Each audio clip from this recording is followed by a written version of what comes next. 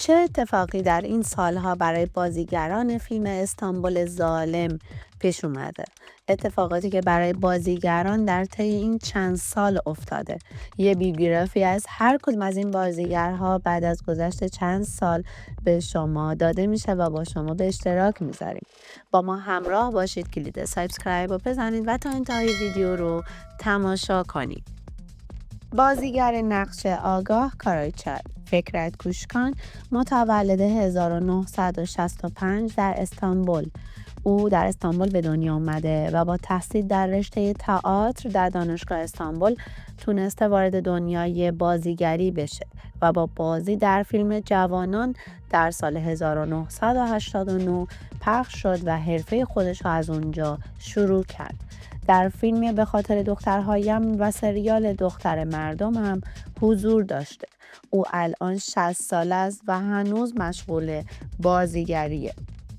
بازیگر نقش سحر دنیز اوره متولد 1973 در آنکارا به دنیا آمده. دنیز در سال 1997 برای اولین بار جلوی دوربین رفت و در سریال های زیادی بازی کرده، مثل زمان دوست داشتن، اسمش رو فریها گذاشتم و سریال غنچه های زخمی. آخرین بار هم در نقش پرنس نقش آفرینی کرده و این بازیگر الان 52 سالشه و او هم هنوز مشغول بازیگری به صورت حرفه‌ای هست.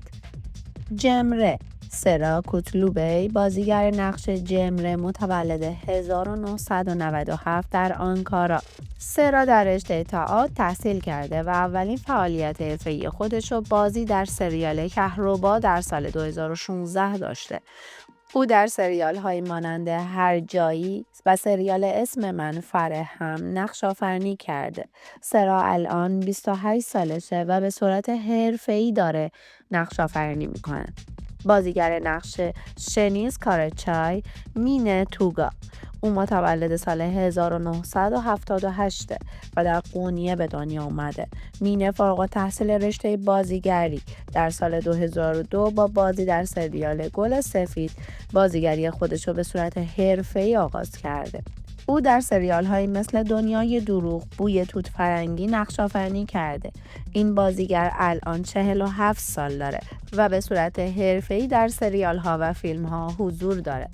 او یکی از برجسته ترین و معروف ترین بازیکنان ترکیه به حساب میاد.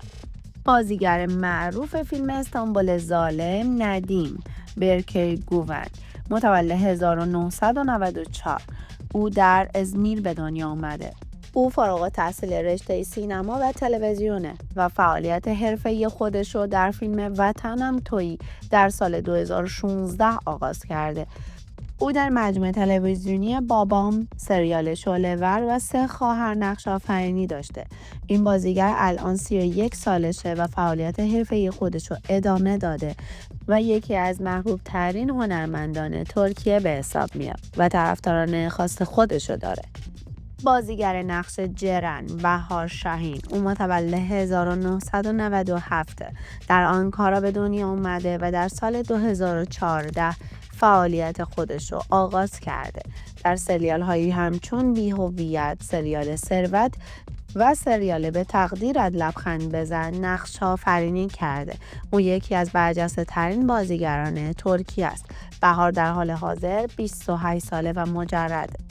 بازیگر بعدی داملا سیمای بارلاس متولد 1999 در استانبول به دنیا اومده. سیمای در رشته سینما و تلویزیون در دانشگاه تحصیل کرده و اولین بار در نقش اویکو در فیلم گوزل نقش آفرینی داشته. او در سریال هایی مثل گناه یک مادر نقش آفرینی کرده. او در حال حاضر 26 سالشه. بازیگر نقش جیوان ادریس نبیتاشکان متولد سال 1997 در استانبول. او در نقش فرعی در فیلم حریم سلطان وارد عرصه بازیگری شد و در فیلم فضیلت خانم و دخترانش شناخته شد. او در سریال های از جمله بازی سرنوشت، پرچم سرخ و محرمانه نقش آفرینی کرد. او در حال حاضر 28 سالش.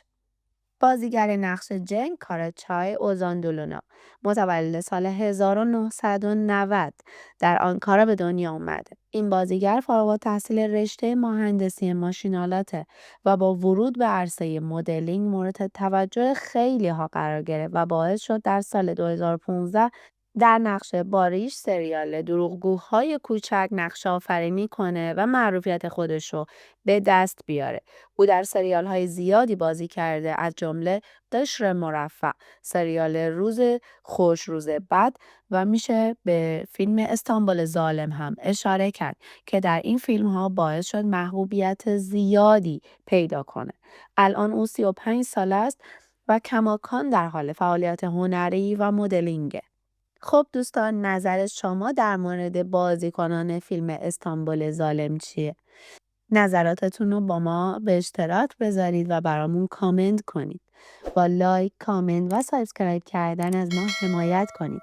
کلید زنگوله رو هم فعال کنید تا از اولین افرادی باشید که از ویدیوهای ما مطلع میشید.